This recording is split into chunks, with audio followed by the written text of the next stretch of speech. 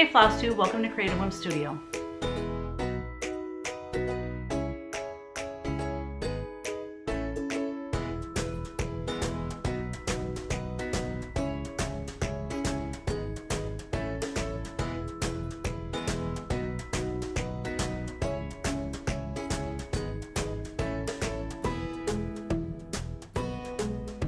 Hey friends, I'm here today to talk to you about the Garden of Quilts. Even though it happened over a month ago, like 6 weeks ago. The reason that it's taking me so long to get this video done is because there's so many videos, or at least pictures, from not only the Garden of Quilts, but from our trip to Yellowstone and beyond. It's just a lot to put together. And let me just start by saying this. The first part of this video will be about the Garden of Quilts, my experience there, show and share all of my pictures that I took. And then after our trip to Utah for the Garden of Quilts, then Kevin and I spent the next week traveling back to Michigan, going through Yellowstone and through the Dakotas, and through Wisconsin up to the Upper Peninsula of Michigan, and then down back to home. And I wanted to share that experience with you as well if you're interested. If you're not, that's cool too. It's not going to hurt my feelings. But I also wanted to have it documented for Kevin and I and our family to sit down and watch together, so that they, like our kids, we can share our trip with our kids. I mean, we've already talked about it with them, but it's nothing like seeing beautiful photos on your TV. So I will put in the description box the timestamp when I'm done with Garden of Quilts and then where our vacation starts, so that you kind of know how long the video is and all that kind of thing. So anyways, welcome. I am so excited to finally be sharing the Garden of Quilts with you. Kevin and I, we live in Michigan. It is basically a 3-day trip out to Utah. The Garden of Quilts is held at Thanksgiving Point in Lehi, Utah, which is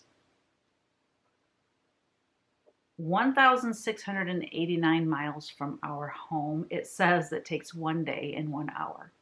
That's if you didn't stop at all, which obviously that's not going to happen. Let me explain first of all what Garden of Quilts is. So, Riley Blake Designs, who I am now designing quilting fabric for. Matter of fact, my first line started shipping in October last month, and it was called For the Love of Nature, and it was inspired by one of my cross-stitch original sampler designs. They invited me to come out to the Garden of Quilts and teach a beginner cross-stitch class and a watercolor class. I was excited to be invited to do something like that, and of course I jumped on it and said yes. So Riley Blake Designs teamed up with Thanksgiving Point / Ashton Gardens, okay? Thanksgiving Point is a nonprofit indoor and outdoor farm, garden, and museum complex. Its 5 main attractions include Ashton Gardens, Butterfly Biosphere, Farm Country, Museum of Ancient Life, and Museum of Natural Curiosity. There you have it. So it is a big complex. I didn't realize how big it was until we actually got there and tried to maneuver our way around and figure out where everything was, because where I had my classes was not necessarily in the same area as the Garden of Quilts. I mean, it's in the same area, but anyways, it's a large place and it's beautiful. Ashton Gardens.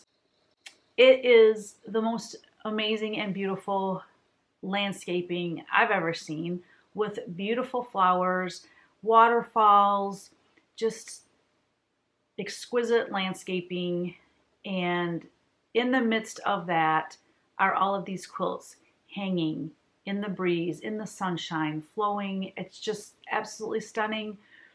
Karen Ashton and Cindy Cloward of Riley Blake Designs put their beautiful heads together and decided why not do a Garden of Quilts event where we have classes and we have vendors selling things and we have quilts hanging all over the gardens. I mean, it's a perfect marriage. So they teamed up. 2019 was their first one, and then in 2020 they didn't have any classes. They still had the quilts hanging outdoors because it was an outdoor venue, but they didn't have any classes because of the pandemic. And then it was reopened 2021, and we had classes and everything. So there were a ton of classes. You could learn embroidery, you could learn all kinds of different quilting. Lori Holt taught crochet. So there's all kinds of fiber arts classes that you could learn. I taught watercolor, which is kind of way out there, I feel. However, it's all about creativity. So, maybe somebody always wanted to learn how to watercolor. So it was a perfect opportunity for something like that.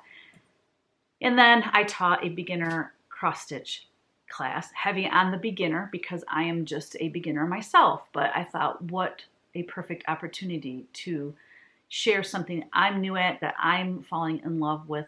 I'm really enjoying doing cross stitch, and being a beginner, teaching beginners, I feel like I could relate to them better, if that makes any sense. So let's move on. I'm sorry, guys. I just cleaned my glasses, but I feel like there's still some smudges on it. Thumbprints or something. I don't know. Okay. Where do I begin?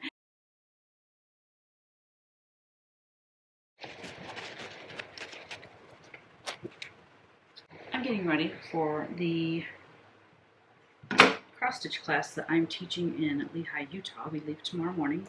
So I'm ironing the linen. I wanted to have time to serge them all, but I don't have time. They can either serge the edge, and a lot of them are quilters, so they probably can even just do a straight stitch, zigzag stitch, something like that. I've got their linen. I've got their,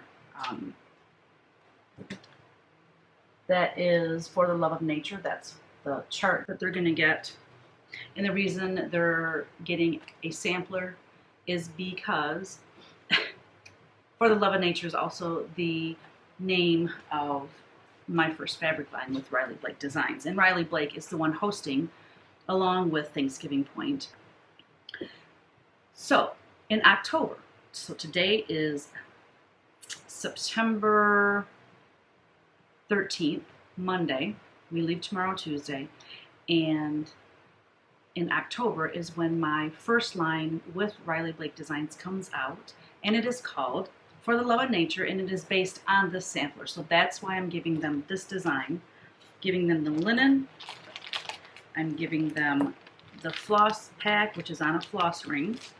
Right now, I have 11 people in my cross-stitch class, and there's 7 spots still open. So I'm gonna go ahead and probably go ahead and do all 18, because you just never know. At the last minute, people might join my class, and I would hate to not have enough for everybody. So that's not bad. 18 compared to when I did Silver Needle Retreat, it was 150 people. I'm also giving them a moth needle minder. That is metal, and then it's got a magnet on the back. So this piece of paper, this cardstock that has my logo on it and everything, consider that your fabric. So when you take this off, you put the moth on the front of your fabric, and the magnet goes underneath your fabric, so it sticks on your fabric. And then when you need to set your needle down, you set it on there, and it holds your needle because your needle is also metal, so it magnetizes and it will stay there. And it just makes it easier, an easy way to keep track of to mind your needle. Okay, needle minder. They're also called needle keepers. So they're getting one of those as well. I need to get some sort of bag to put all of this in. What's nice about these samplers too is, by the way guys, you might hear some thunder because it is lightning out and it's pouring, raining cats and dogs, hence the crazy hair. All right, so yesterday, I gotta scooch in and tell you. So yesterday, this cord comes out. There we go. Yesterday was Sunday. I don't work on Sundays. I don't typically work on Sundays, but we had like 35 orders to still get out from Needlework Expo, and I helped Kevin. I pulled the orders and he processed them on the computer and all that, and you know, did the postage and stuff. So anyway, it was close to 6 o'clock. I goes, I gotta go start making dinner, and it was pouring like right now. Let me turn you around so you can see it. It's pouring and cats and dogs, raining cats and dogs out there. So see our pond, how much it's just pouring.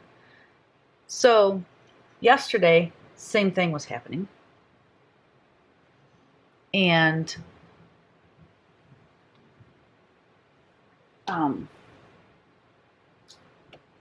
I was, hold on.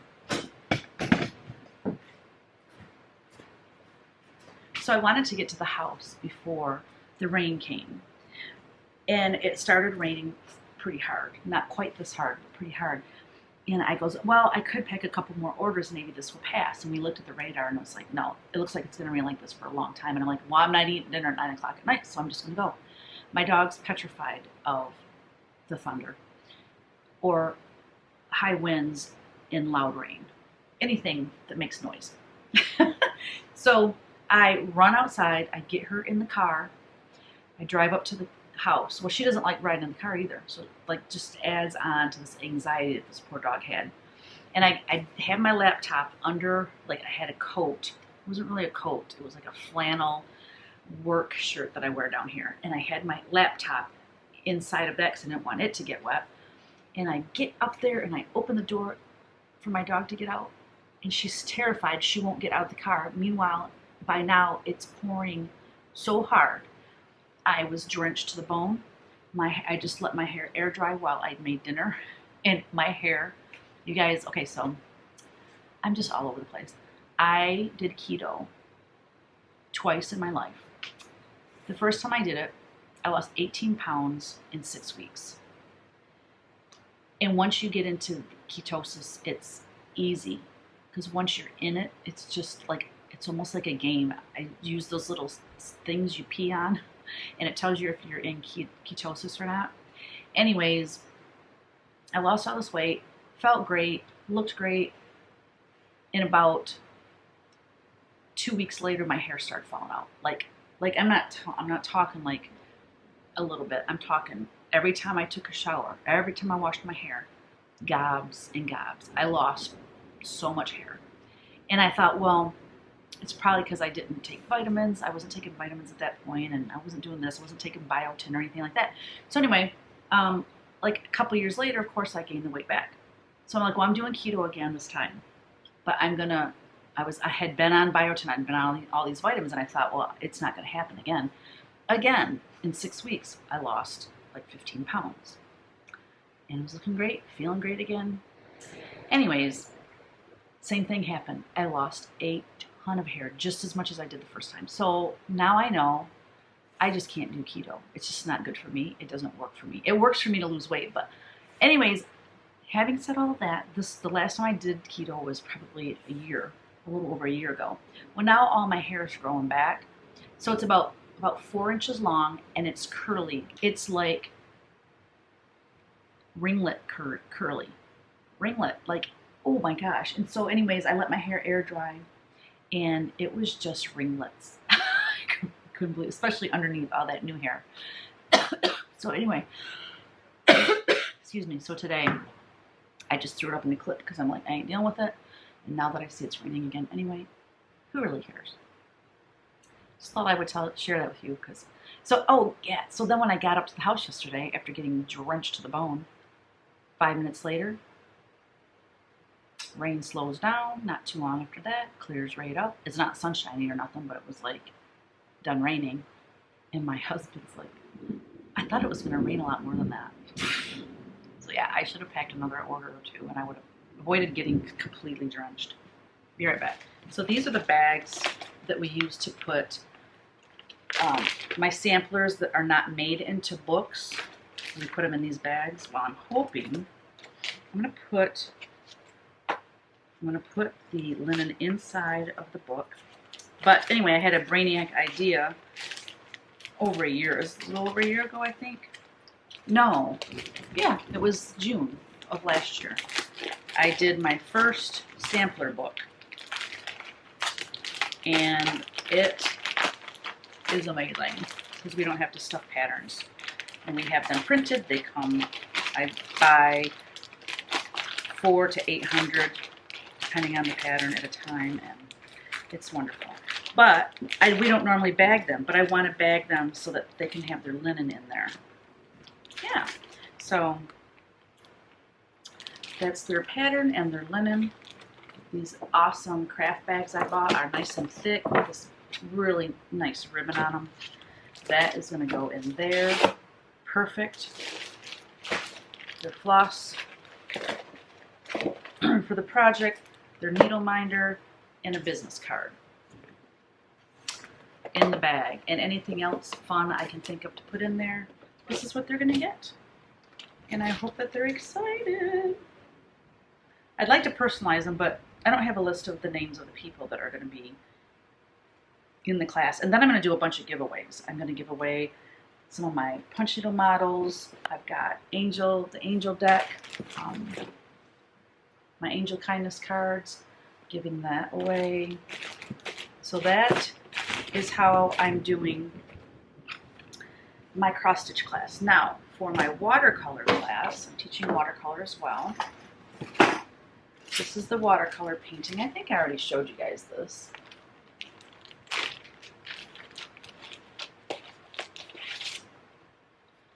This is what we're painting in that class. And again, it's for the love of nature, so I want all my themes to match. And I'm really hoping that they have some of my fabric there. Makes me think I want to take the fabric that I do have. The fabric that I do have is strike-offs, which means they're not the final run of fabric. So I'm going to take it though so people can see. Glad I thought of that. Do-wop. Awesome. I gotta get all my stuff together because I'm gonna get everything packed today. Okay, so in the watercolor, what they are gonna get. So I bought these bags. I bought these bags at Joann.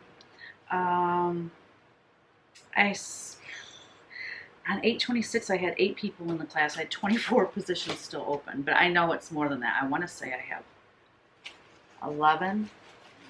So anyway, I'm going to take this apart.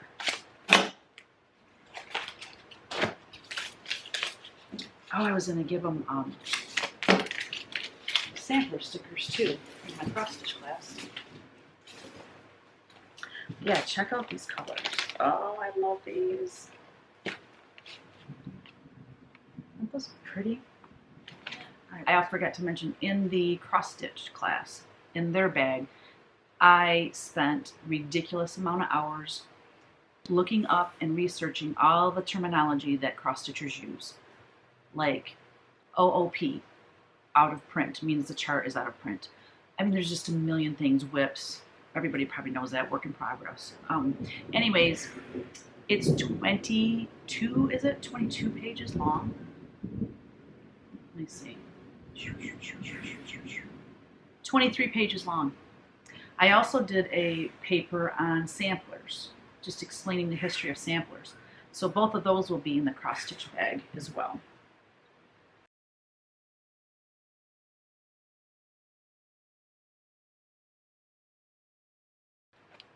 So in their bag, I'm going to give them a picture. I'm going to make photocopies of these and put that in their bag. They are going to get a business card. They're going to get this little Cotman watercolor set. And then I'm going to supply some bigger brushes that they can't keep because they're expensive, but they'll have an easier time painting with these bigger brushes, so they can share those. 1, 2, 3, 4, 5, 6. How many's in here? And I have how many people in there? 7, 8, 9, 10. And I have 11 people in there. No. Well, whatever. I've got, obviously I have more brushes, but I bought these specifically to take. So yeah. And whatever other goodies I can think to put in their bag as well. Yeah, I've got 10 in there. And I have, it'd be fine. It'd be fine. So there you go. So that's what I'm working on. Got to get this done. Like pronto. It is 1:45.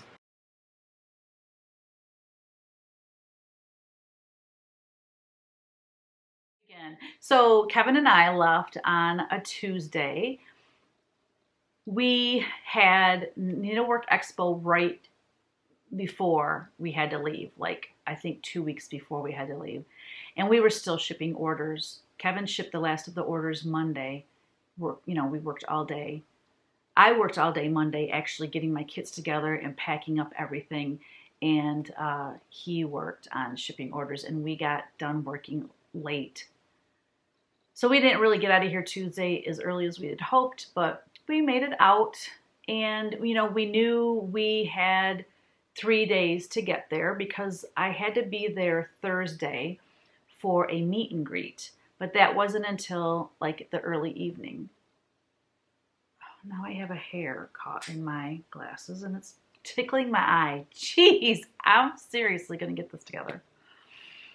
So we drove, I say we as in him, he drove the entire way. On the way home, I drove maybe 2 hours, but he drives because he would rather drive than ride.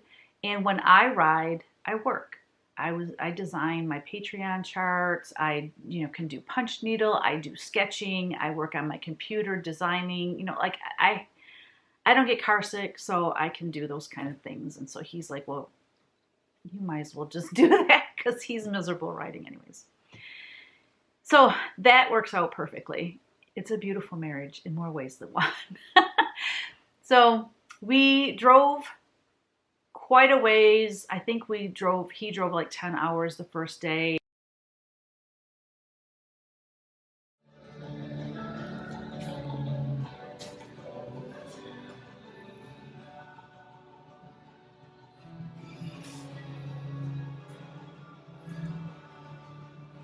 Our first sit down meal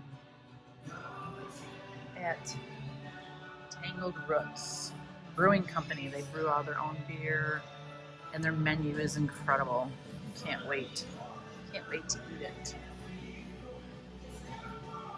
Very nice place. This is just half of it. The other side is a full restaurant too. So very cool. Where are we at again? Illinois, Ottawa, Illinois, something like that. This cute little town. All these beautiful flowers hanging.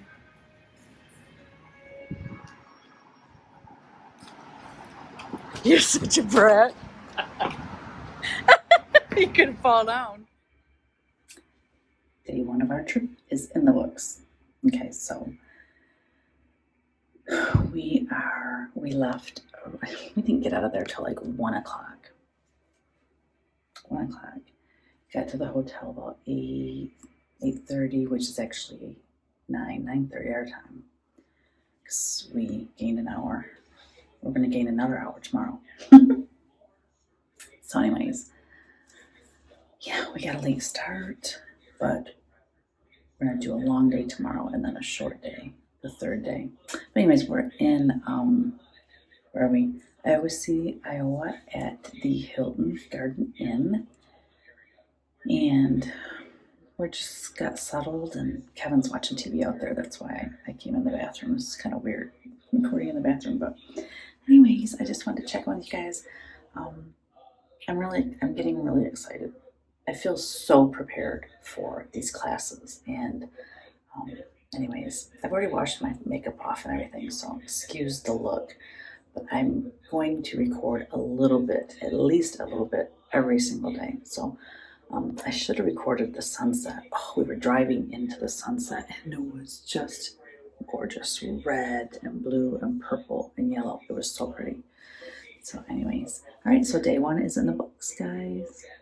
Bye. And then the next day, I think 8 hours, or maybe we did 8 hours and then 10 hours. And then anyways, the last day that we drove, we had a 7-hour trip.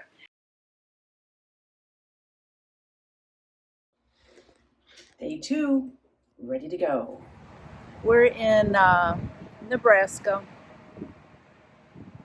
Nothing but fields and fields and fields and fields. Some cattle every once in a while. Not many like places to stop and like get gas and all that stuff. So anyway, we're at a rest area. We've got 3 more hours to go today.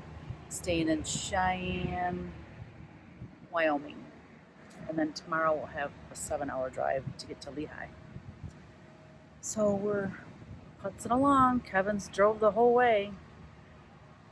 So, anywho, just checking in.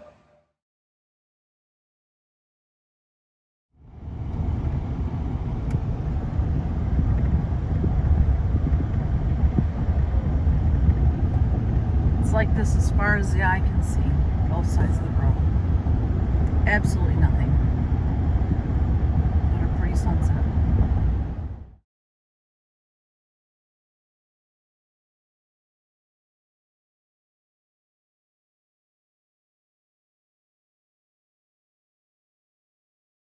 We are up so early today. Today is Thursday.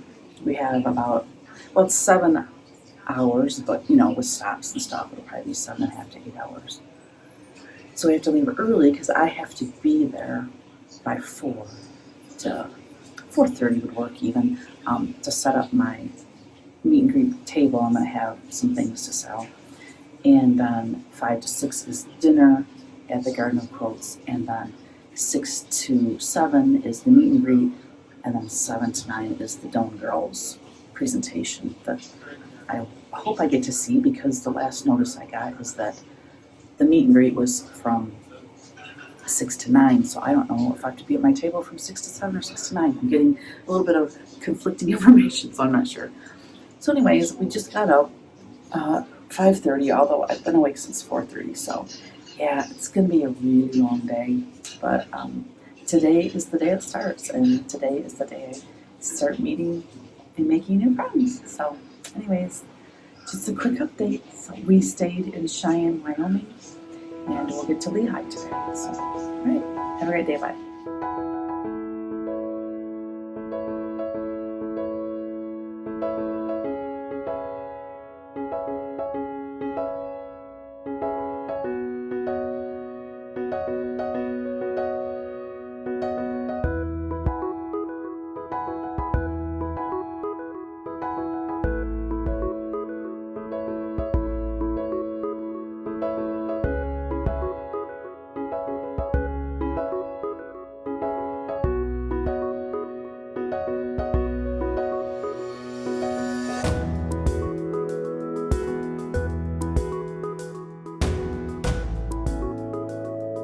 Got to our hotel an hour and a half before I had to be at the Garden of Quilts in Thanksgiving Point to set up for the meet and greet.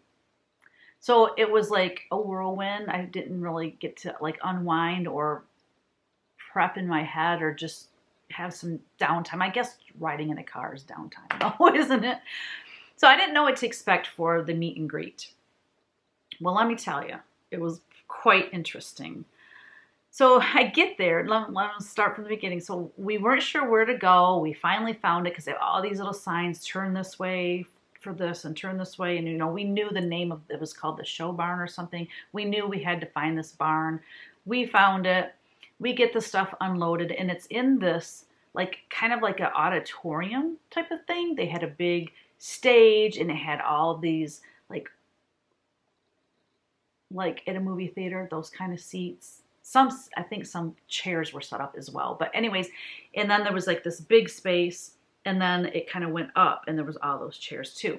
Well, in this big walk area is where the vendors set up. So we only had 2 hours, I think it was, as far as, you know, being a vendor. And I took, you know, calendars, I took cross stitch, you know, so I got my thing set up, and then Kevin went on his merry way, and there was a dinner for the presenters, not just people that were vendors there, but if you were a presenter or a teacher, they had this dinner for you. So it was behind the stage. So I go back there. I don't know anybody. I know no one.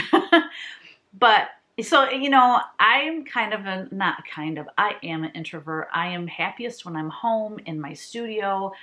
I love being here. And so doing those things, though, I enjoy it. I always have a good time. But there's a little bit of anxiety that goes along with that. So anyways, I get into this room, and you know, they had this big buffet set up, and people were in line getting food already, and I wanted to set my purse down, and I'm like, I don't know where to set.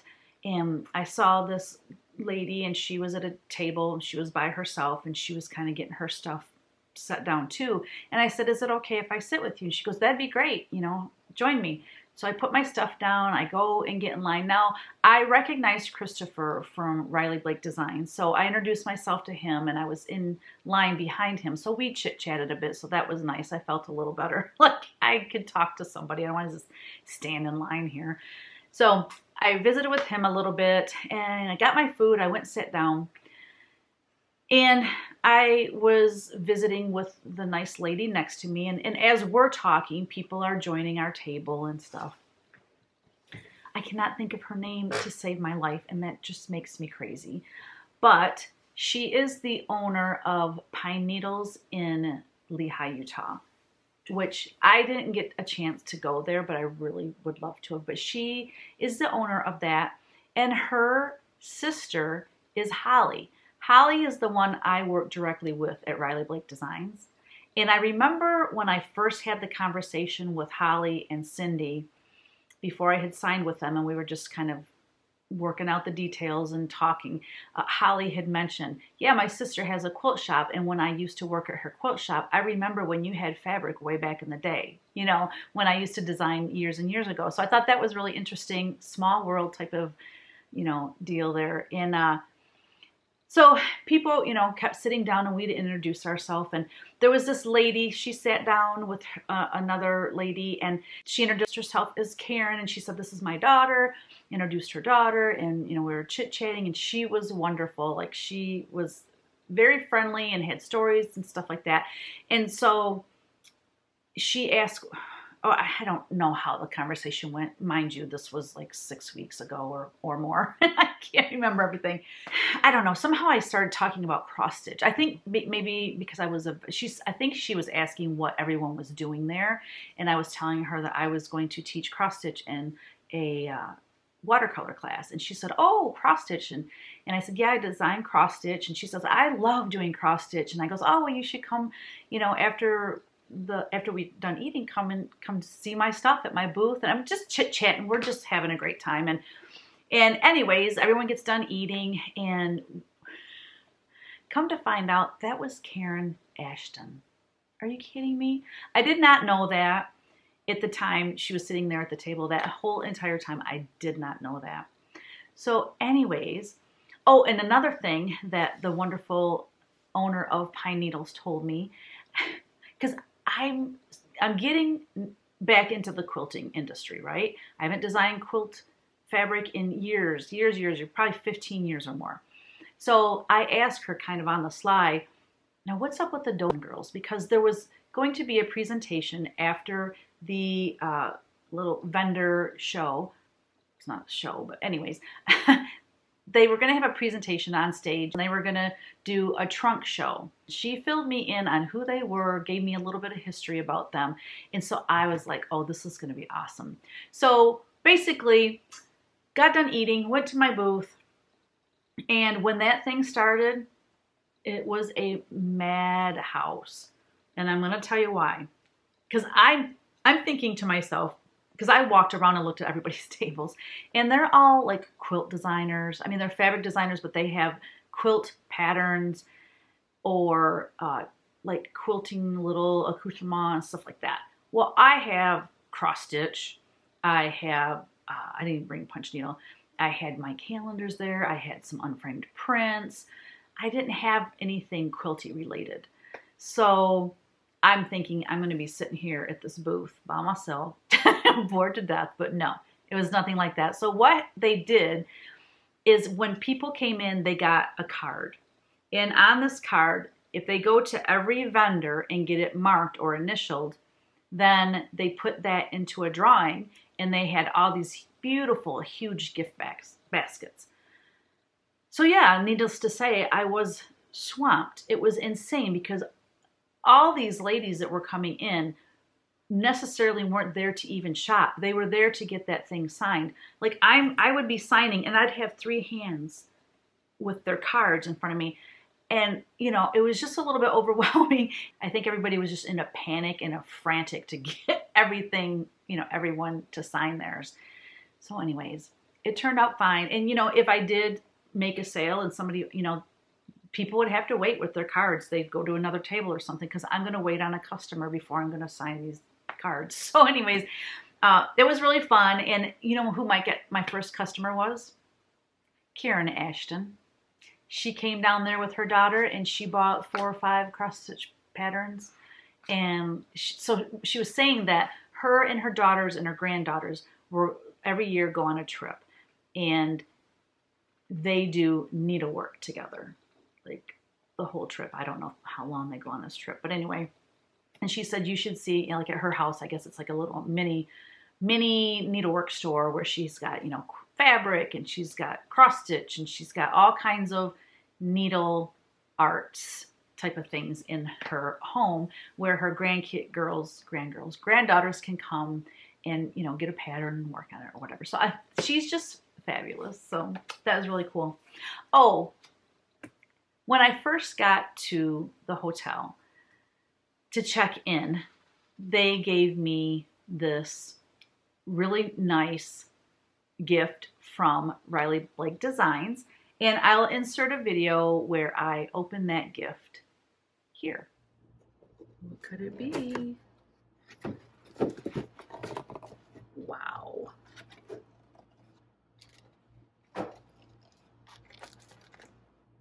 That's awesome. Candle. Oh my gosh, that's so cute. Oh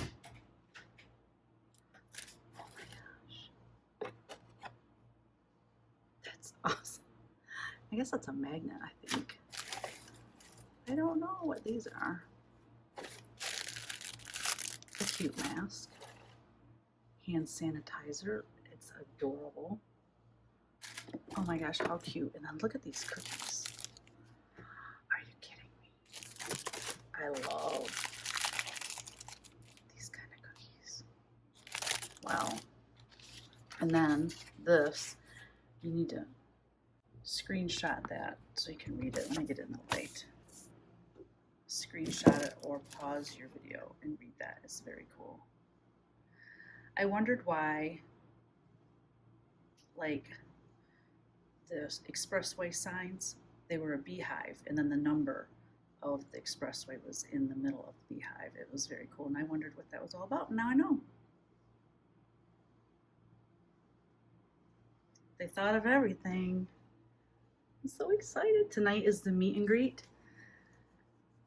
and I'm excited about that. Isn't that nice? It's so sweet. And on that card, so when we were driving in Utah, I don't know if it's all of Utah or it was just around Salt Lake. I think it's all of Utah. Anyways, their expressway signs were in the shape of, well, the sign was rectangle, but you know, where it's got like the number for the interstate. Well, it was a B skep, and then it had the number in the middle. It was really cool, and I'm like, what is the story behind that? Well, they gave us a little card to explain that, so I'm just going to read it here real quick. When the first groups of pioneers arrived in the Salt Lake Valley in late July 1847, the land looked very different from what it is today. It's said that famed mountain man Jim Bridger offered $1,000 for the first bushel of corn grown in the valley. They chose the beehive as their emblem, reminding them of the kind of cooperative community effort that would be required to make the desert bloom around them. Just as they worked together to bloom in the desert, we could not have accomplished this Garden of Quilts festival without you. We are so grateful for all of your hard work and dedication in making this a beautiful experience for everyone. Much love, the Garden of Quilts team. Isn't that nice? And it's got a little bee skep on it. So after the 2 hours was over for the vendors, they did the drawing, and then the Dolan girls took the stage by storm. And I was so impressed by Jenny's personality on stage. Like, she is born to be on stage. She totally is.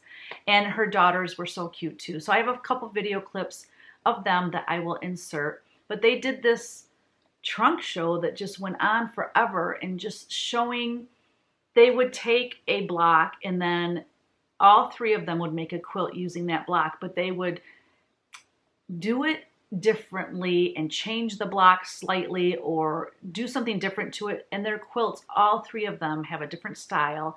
And it was just fascinating to me to see how different quilts can look just by one little change, and even change in color. You know, how color can move your eye around the quilt. It's fascinating to me. Our first event. So the reason I chose to come to this event is because I love gardens and I love quilts. And when I am here, it is literally soul-filling for me. It just feels amazing. I want to introduce you to Misty. This is Misty, who is a fierce lover of the Chiefs. That's absolutely accurate. And I want to introduce Natalie, my oldest girl, Natalie. Now, you might have noticed that we're missing someone up here. Ron. We're missing Ron. Yeah, I'll never travel without him again. This was a mistake. I don't know. She said she loved having her own hotel room. I've never had my own hotel room. I said to the girls, I'm like, I really like having my own hotel room. And they go, that's good. I'm like, no, I really like having my own hotel room. I think your dad may be moving down the hall. This is really nice. Never. Anyway, so let me just tell you a little bit about how this came together and how it all worked for us. So Ron actually retired this year. And that just means he's tired over again, because now he's the guy who picks up all the grandkids from school. He's the guy who makes all the equipment out. You cut a little opening in the circle, flip it right side out, and iron that sucker down, and it's not going anywhere. And so it's super easy to put them together. You just put them together. It is a little tedious because it takes a long time, you know, to sew all those little tiny things. It's not hard, it's just tiny. It's not hard, it's just tiny, yeah. All right.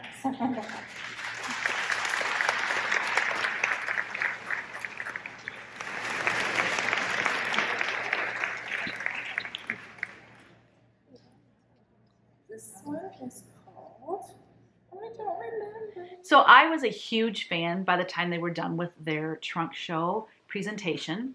And when I got back to the room, I wanted to learn more about them. So I went to their website, and let me back up. When Karen Ashton was introducing them, she was talking about block.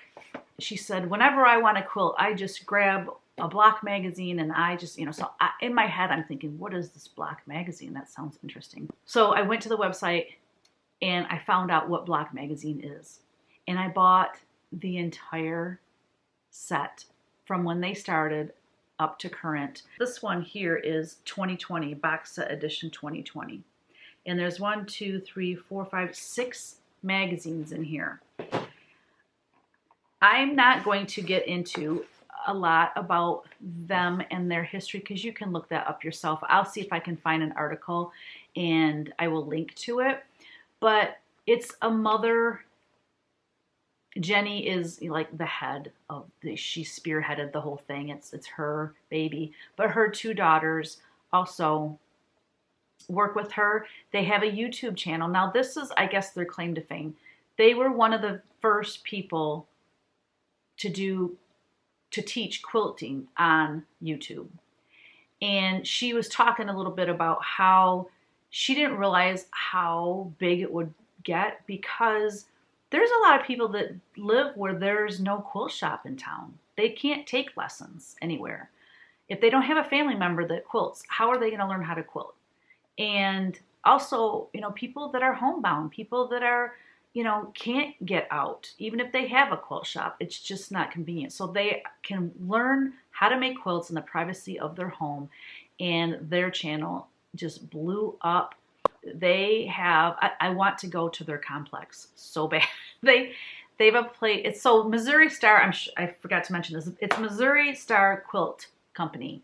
That is the business name. They are based out of Missouri.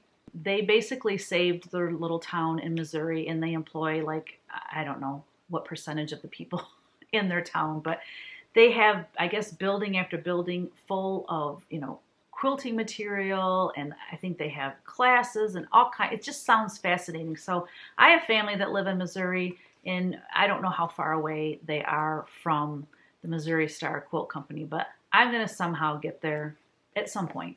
I purchased, like I said, all of the block magazines that I could. And what I love about them is the stories that are in there. It's just, the photography is amazing. And look at this precious photo. I mean, is that just adorable or what? You can subscribe to it and just, get it from this day forward. But they show you how to make the quilts that they're showing in here. I will never run out of ways to make quilts, especially for me that I've made only 2 quilts in my entire life. Well, and I worked on one that with somebody that we donated for an auction dinner, but I've made 2 myself, and I worked on another one, and that's it. I came from a family that didn't do needlework. My mom used to sew clothes for me. I remember going to, I don't even know what did they have before Joanne, where people could buy, clothing patterns. But she would make some clothes for me. When I was really little, she would sew Halloween costumes for me. But that was the gist of that. My mom did not quilt. She didn't do any other kind of needlework.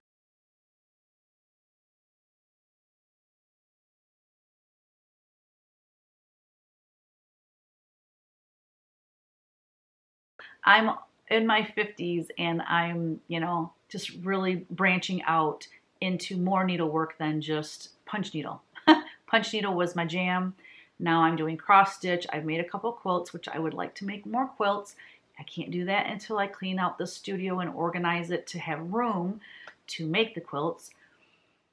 And then I'm getting into designing wool applique. So my needlework interest is growing and growing. So that's really exciting. Okay, back to the Garden of Quilts. So Friday, so that was Thursday night that we had those activities. And then Friday, we kind of had the day off. I didn't have anything planned. I didn't have to teach or be anywhere. So we had the day to explore. And that's what we did. We went to the Garden of Quilts, and we walked around. We took video. We took photos. We just experienced the gardens, and it was a beautiful day. The weather couldn't have been better.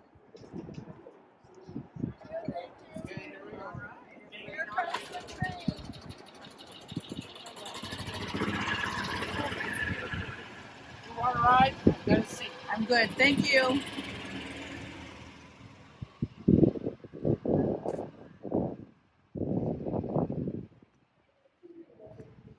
We're at the Garden of Quilts.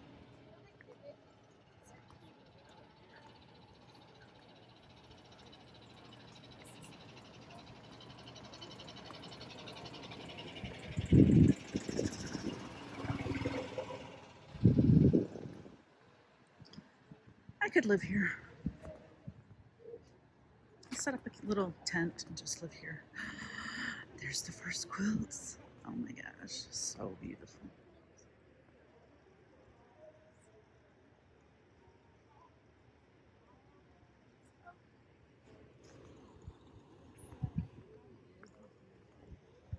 I love how the light shines through them.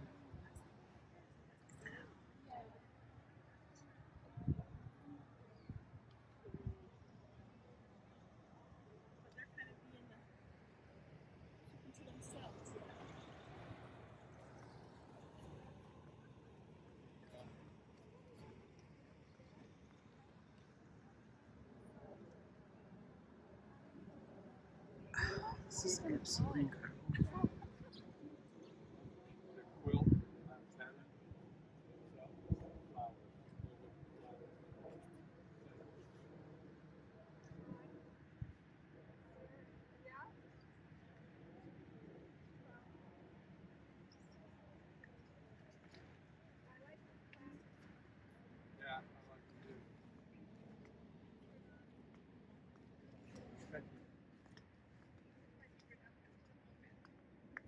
Look at these trees are all wrapped with lights. Oh, I gotta come here at night. Look at every single tree is wrapped with lights. Oh my gosh. This is just heaven on earth.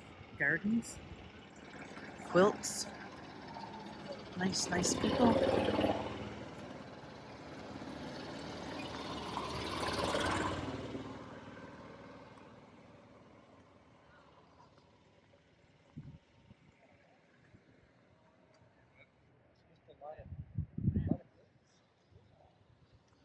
I think Cindy said, so Cindy Cloward, she's Riley Blick Designs basically, and she said there's over 550, no 800, oh Lord, I don't remember, 550 or 850 quilts. I guess I better find out because that's a big difference.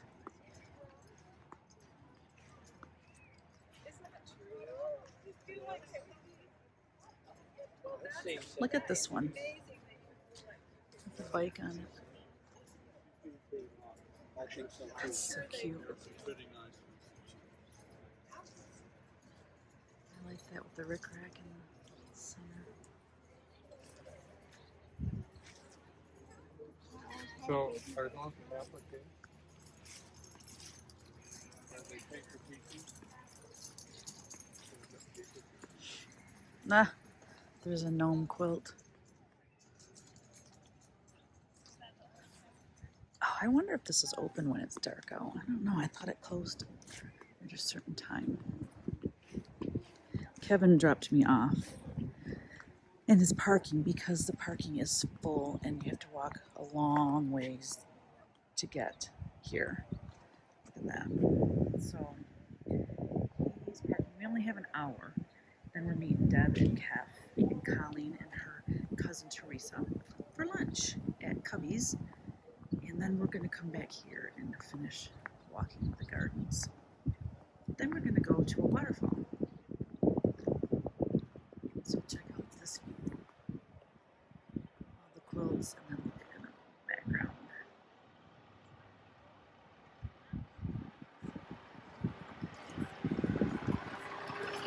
So up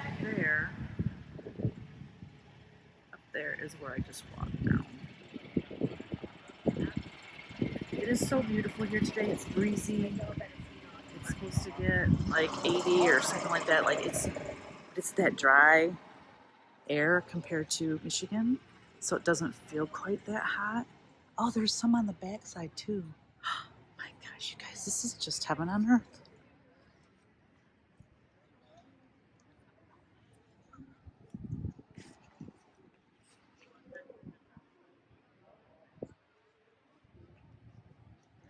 Alright, I'm gonna have to end this video because I don't know if I'm videotaping, if I can hear my phone ring or not. And Kevin's gonna be calling me to meet up with me here somewhere. Oh gosh.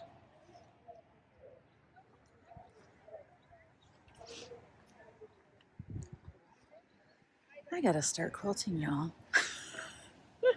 Let's add more stuff to what I already do. Who needs sleep? Sleep is overrated. No, I'm kidding. Actually, sleep is underrated.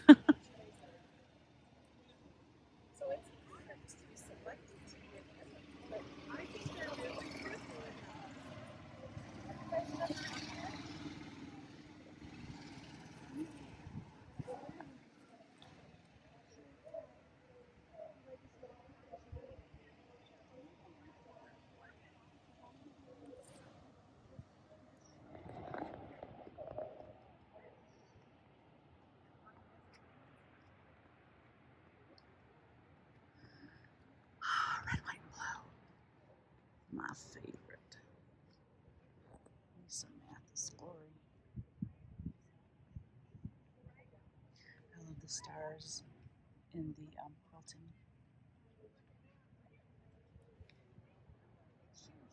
Can't go wrong with red, white, and blue.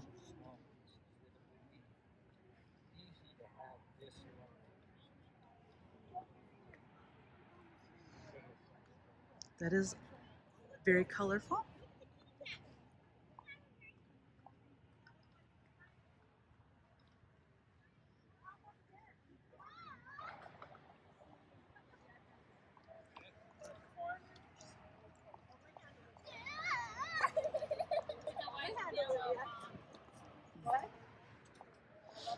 Cute cat.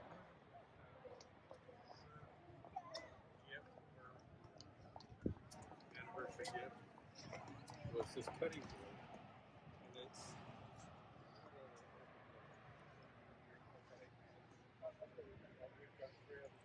Oh, I love that one. With the spools, that's very cool. Again, Lisa Mathis.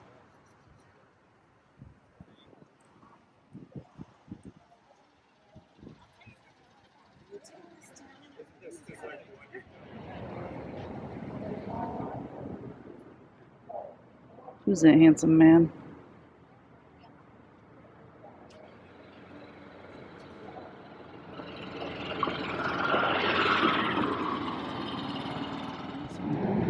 Oh wow, look.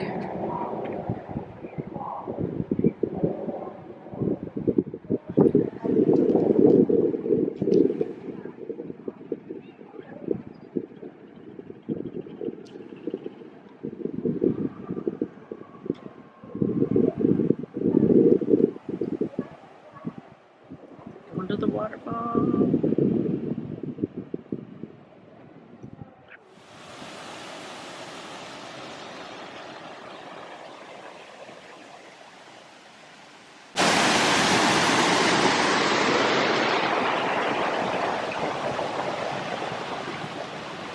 Can we put that in our yard?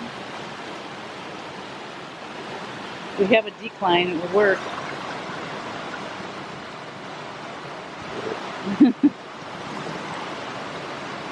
All the way down to the pond. Keep that pond full. we do don't kill me. Oh look, there's a moose. It like blends right in.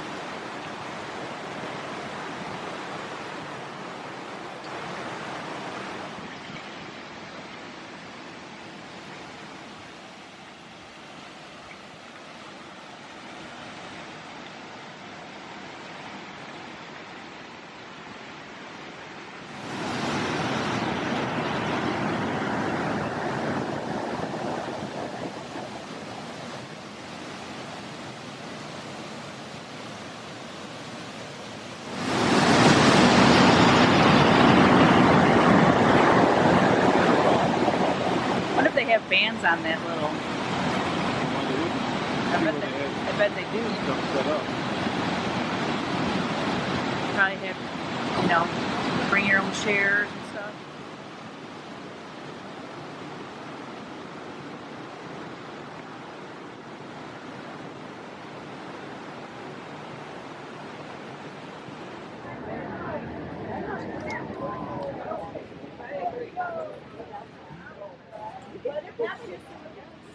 So these are all vendors. That's cool.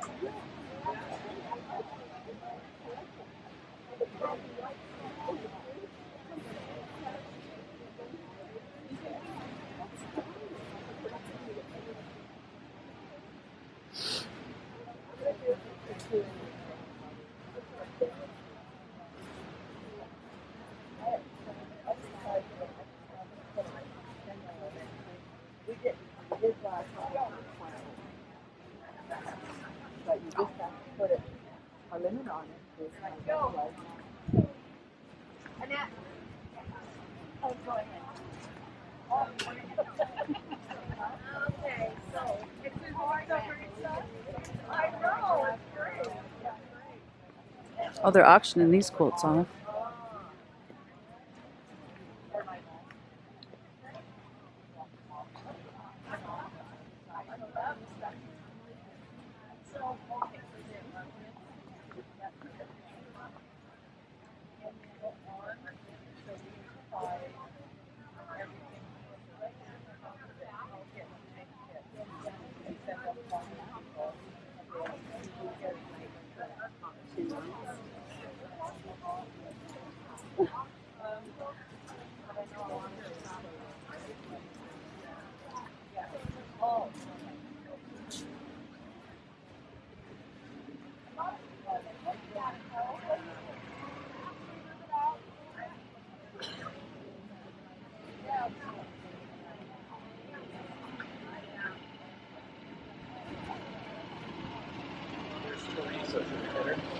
They go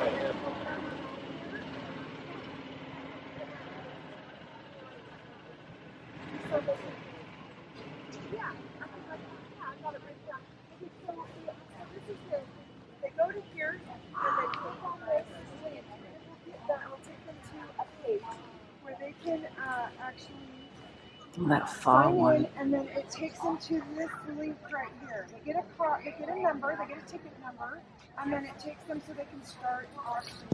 This is what the auction looks like. It's got pictures, so they can get going. And this gives you the top bid. Yeah, top bid. When you go to that link, it tells you what the top bid is.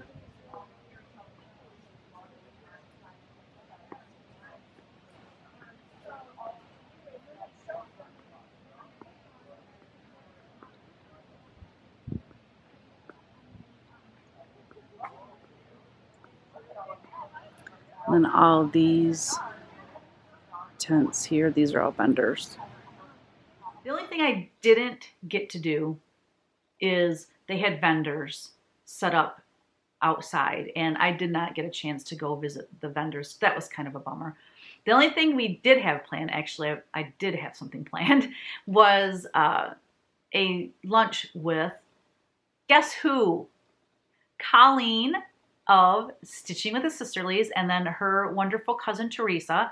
And then we met Deb and Keph and Lincoln of Snug Harbor Crafts Flosstube. We all met and had lunch together, and it was fantastic. It went by way too quick, way too quick. Lincoln was really tired and was fussing a little bit, so we had to cut it a little bit shorter than we had hoped, but that's okay. We still fit like 3 hours worth of conversation into an hour. Blah, blah, blah, blah. It was so fun. And then after Deb and Keph and Lincoln left, we ended up sitting outside with Colleen and her cousin Teresa, and then Jenny from Cricklewood Crossing. She lives close by, so she joined us, and we sat and visited, and then Kevin and I just explored the area as far as driving around, and we just had a great time. It was a great, relaxing day. Saturday morning at 10 a.m., I had my watercolor class. Well, guess what? It's fitting, right? It rained. It was raining. It was chilly and it was raining. So my watercolor class was actually outside under a tent. And in the morning, as I'm getting ready for the class, I went into panic mode because I'm thinking, oh my gosh, I didn't ask if there was electricity in that tent, because I had light boxes. They had to trace their drawing onto the watercolor paper before they could, watercolor it. And anyways, I'm panicking and I'm emailing Holly, and I had another one, Heidi. I was working with her too, and asking, if there would be electricity. And said, yes, there's electricity.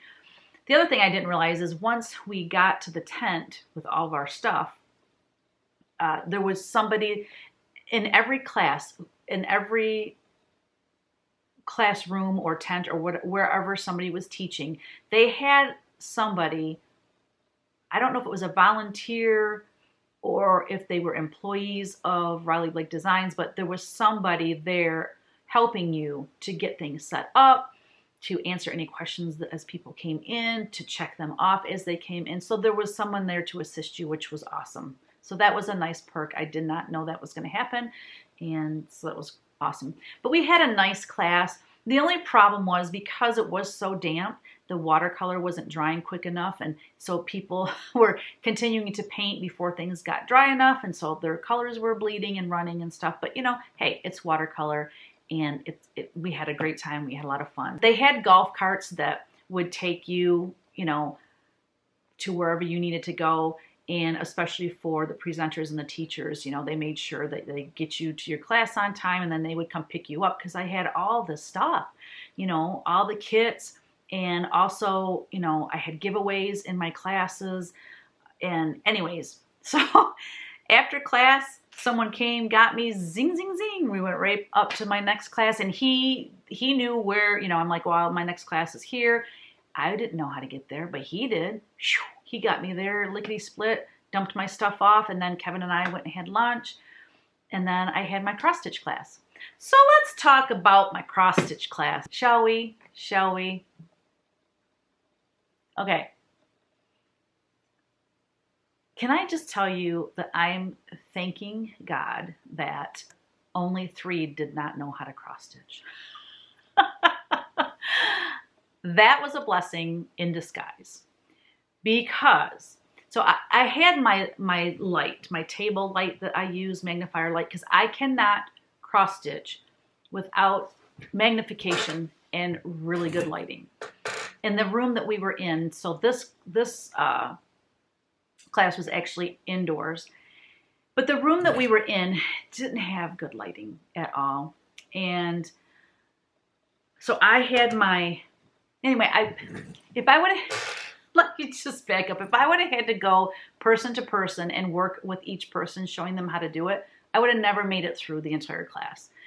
And the other thing that was nice is that all the people that were there that knew how to cross stitch, they were helping the ones that didn't know how to cross stitch if I was off somewhere else, because I do my best to have a conversation with everyone in the class. You know, I do my best.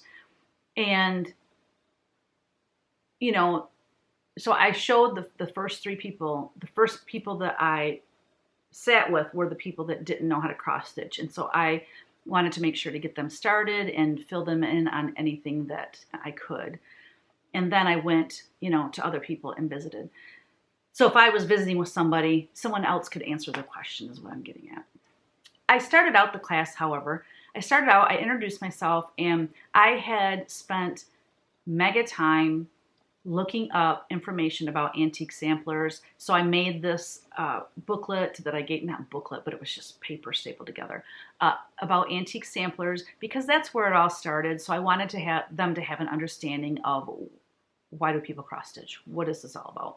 So I gave that to everyone. And then I had a, what was it? A 21, 18, I don't know. A big old, big old stack of words and phrases that the cross-stitching community uses, because I want them to watch Flosstube. And if you watch Flosstube and you're just learning cross-stitch and you're just starting to watch Flosstube, we use a lot of acronyms and say a lot of things that would throw people off. So it was like their little dictionary. They could look something up if they're watching Flosstube. Oh, what does that mean? You know? So I put that together for them as well. And after I talked about that, then, you know, we went on showing how to do cross stitch. Let me just show you some super sweet gifts that were given to me from my amazing students. The funny part is these women can cross stitch way better than me, way faster than me. So I hate to call them my students, but I'm going to call them my friends, because everyone that I met in my classes, I consider them friends now anyways. I want to first start with what I got from Deb and Keph. They're so sweet to give me a nice little gift. It was very unexpected. But look at this ribbon. It's got anchors on it. I mean, seriously, I love it. The paper, this little crinkly bag. You guys know how much I love crinkly bags. Look, it's got anchors on it. It's just so cute.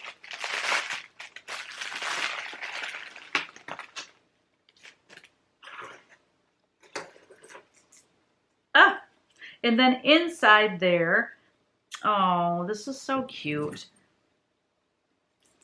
She has her Chalk Couture business card, but then she put this needle minder on it that says Snug Harbor Crafts. How adorable is that? And then she gave me these floss drops with this super cute Santa. Isn't that sweet? Thank you so much, Deb and Keph. You guys are the best. That was such a pleasure meeting you.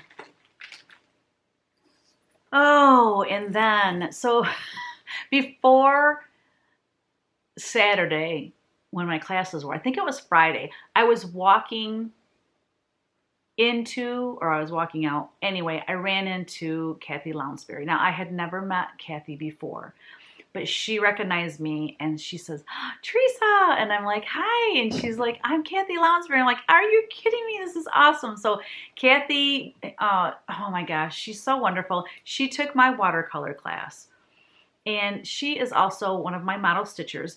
How she got stitching for me was she watched one of my Flosstubes when I was in a panic about a design, Moo the Merrier for Needlework Expo in March of 2021, March of this year. We did this Moo the Merrier. It was a designer collective and everyone designed a cow. I forgot about it, so I was really behind in getting mine done. And so she reached out and said, hey, I'll stitch it for you. And she did in record time.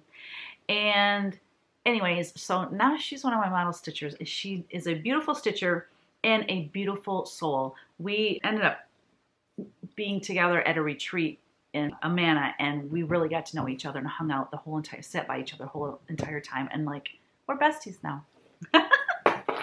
So Kathy, in this adorable little bag, and she gave me her amazing business card. I want you guys to know, oh, actually, that's right. The first way I got to know her was she made, I sent some fabric to her and she made a project bag for me. I totally forgot about that. That's actually how we got in touch. So it's so sewy. It's so sewy. Oh my gosh. It's so stitchy on Instagram. So check her out. She is a beautiful soul. But look at this. She gave me these super cute scissors. But how clever is this? She uses a bobbin, puts some ribbon around it, and then puts all these charms. A sewing machine, scissors, a little heart. I think it says handmade. And what else do we have here? Oh, and a little iron. Oh, and then a little 2021. I mean, seriously, it's just adorable. I love it, Kathy. And she also makes beeswax. Little berries. Aren't they cute? I love it. So thank you, Kathy. Now I can use these. I seriously have had all these little wonderful gifts sitting on my table since the Garden of Quilts because I knew I wanted to show them in this video. Oh my goodness. Okay. Next, from Sharon Blakemore, I want to show you her business card as well.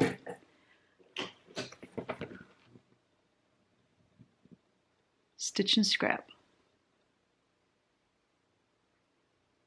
And then on the back is her website.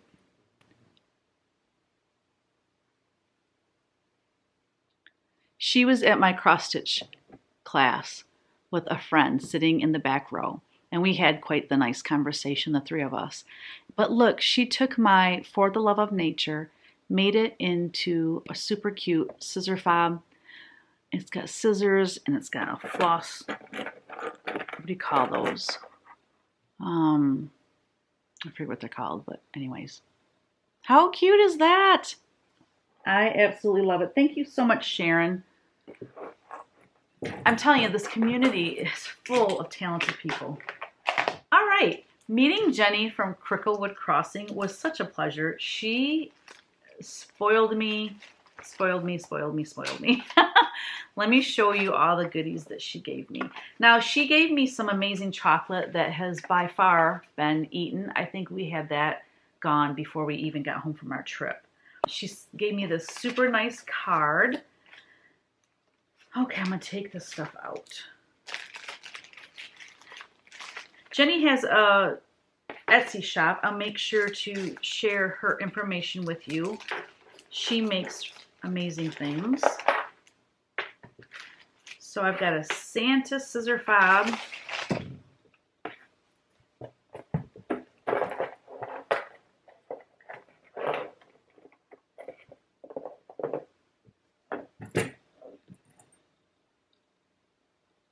Isn't this beautiful? But look at the little Santa on the end.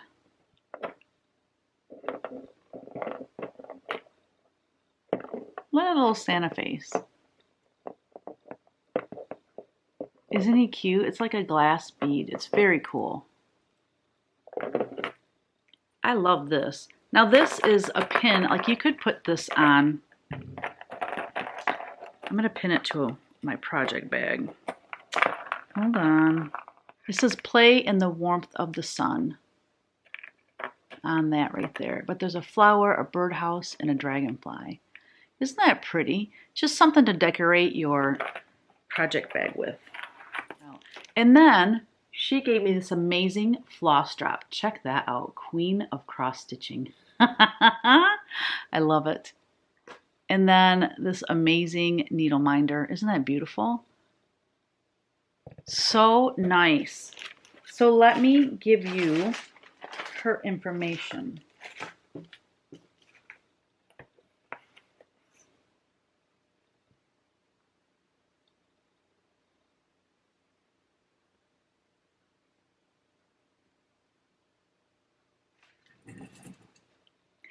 Last but definitely not least, Kim is a stay-at-home quilter on Instagram. Look at this project bag, you guys, with the blackbird designs. Amazing fabric. Look, oh, and it's quilted and padded. It's just gorgeous. I even have a project in here. What is the project? Oh yeah, it's something I've been wanting to start. But until I did this video, I couldn't start it because it's inside this bag and I had to make sure to show this. So Kim, thank you so much. It was such a pleasure meeting you and I absolutely love this bag. And now I can use it. I'm so happy. That was pretty much it. We had an amazing time in the cross stitch class. It was a lot of fun. Kathy Lounsbury, she's so cute. She took my watercolor class in the morning and then my cross stitch class, I want to say, was at 1 o'clock. I think it was at 1. Or was it 2? It was 2 to 5. That's right. And when she knew I was doing a cross stitch class, she's like, oh my gosh, I'm gonna go see if there's still spaces left. I said, I think there's spots open. She goes, yeah, I'm gonna go see. And if there is, I'm gonna be in your class. And she was there. So it was so nice to see her both times. After that, I met with, right outside my classroom, I met with Cindy Cloward. She came in right at the end of class and was talking with people and stuff. And then her and I did a short little interview. Her assistant Heidi, was it Heidi was her name? No. Anyways, she recorded a little interview of us, which I have not seen yet. I don't know where they posted it. So if I can get a hold of that, I'll insert that here. But I'm not sure if it even got posted because I've not seen it. So I got to visit with Cindy and that was really nice. We loaded our stuff up and Kevin and I took off, and the next morning was Sunday and we left for Yellowstone. We pretty much drove most of that day. No, I can't remember, you guys. To be honest, I can't remember. But anyways, we went to Yellowstone. I had no idea how fascinating and beautiful Yellowstone was going to be. I had it pictured completely different in my mind. I don't know what I was thinking. I was thinking it was like I'm thinking like a campground type of thing where people are camping. I don't know what I pictured. I don't know. But it was way more cool than I ever envisioned. We're gonna move on to that part of the video now.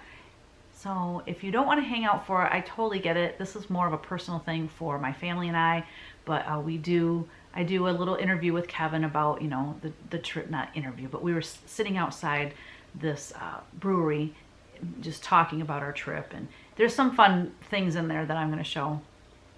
So anyways, if you want to hang around, I would really love that. Okay, if not, thank you for watching, and if you ever get a chance to go to the Garden of Quilts, please do. It is absolutely beautiful. My time there was just, it went like a whirlwind. It went really fast. I absorbed as much of the beauty and the fun and the visiting and making new friends. I absorbed as much as I could. The only thing, there's 2 things I was really bummed about. I thought I was going to get to meet Kimberly Jolly from Fat Quarter Shop, but she had eye surgery and she had some things going on with her kids. And I thought I would meet Lori Holt. She was there, she had classes to teach and everything, but our schedules just did not line up and we couldn't meet. So those are the two bummers, but I did meet a lot of other people that are just my friends now, and I'm so happy to have met all of them, so thank you. After class on Saturday, we got back to our room. I changed clothes, freshened up, blah, blah, blah. We hit the road. Guess where we went? We went to Ogden, Utah. It was about, I want to say, an hour drive from Lehigh. Not to go to Shepherd's Bush, unfortunately, because they were closed. They're closed Sunday and Monday as well. So we did, or maybe they're not closed Monday, but we were going by there on Sunday on our way to Yellowstone, and they were closed. So that was a bummer. I would love to have went to Shepherd's Bush, but we headed there Saturday night because this is so weird. My husband plays in a Beatles tribute band. One of the other bandmates, his name is John, and he was the best man in our wedding. Like, I met him the same day not the same day. I met him around the same time I met Kevin. I met him through Kevin, so I've known him forever. Best man in our wedding. Kevin has been in a band with him. When I met Kevin, he was in a band with him. They've been bandmates all these years. Not just Beatles tribute, but classic rock bands and things like that. So we have a huge history together. Well, he happened to be flying out there to do a Beatles tribute band gig. Not obviously Kevin's band, but he does sit in for other Beatles tribute bands, you know, like they have a gig and, you know, maybe their Paul McCartney is sick or can't make it or whatever, and they call John, and John says, yeah, I can sit in for them. So he lives in Michigan, like us. He flew out to do this gig. So we went to see him, and I'm going to insert a little video here.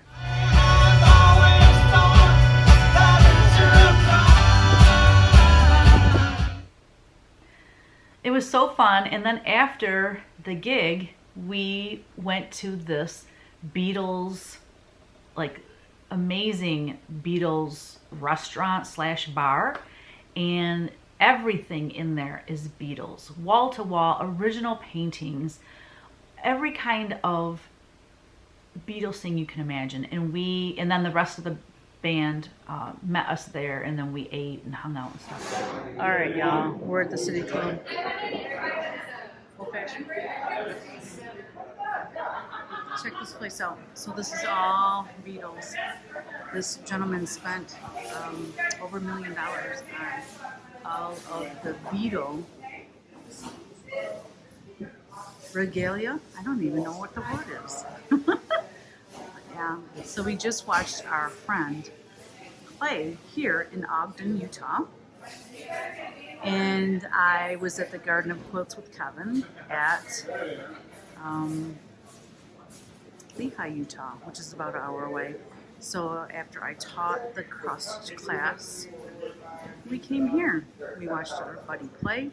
And actually the buddy that played in the Beatles tribute band was our best man in our wedding. So we go way back. Kevin and I will be married. Our 33rd wedding anniversary is this coming Friday, September 24th. So how amazing is that? That we're out here on the other side of the, country. We're all from Michigan, but we're all out here in the West for our wedding anniversary with our best man. It's so crazy. So crazy. So, yeah, this is amazing. I love this place. I love it already. I haven't really even looked around. I just got here and Kevin's getting me a drink. But, you're ever in Ogden, Utah, and you like the Beatles, you got to come here. It's amazing.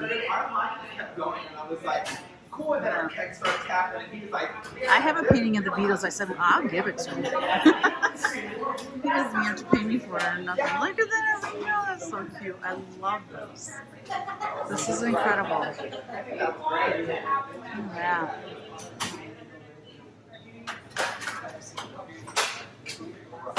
So amazing.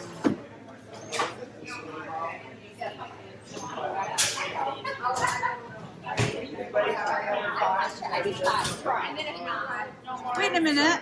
How are you here already? I'm just grabbed everything I could and left. How did Here you? I am. I'm like, I thought you'd be here in like a half an hour and 45 minutes. Yeah, I luckily gigs like this they travel light and they don't bring amps. That's true. That is a good point. That's One a very guitar good and point. that's it. Yeah. Kevin, look at that Ringo. How cool is that? That is awesome. So we were actually at a restaurant before, so now we're at the bar. And we're sitting here waiting. So this bar is all the same. The Beatles. Everywhere.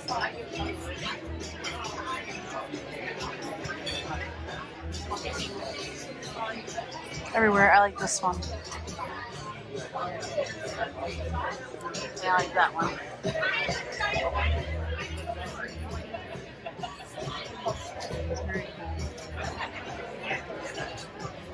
It was so fun to see John on the other side of the country. I just wanted to share that with you guys.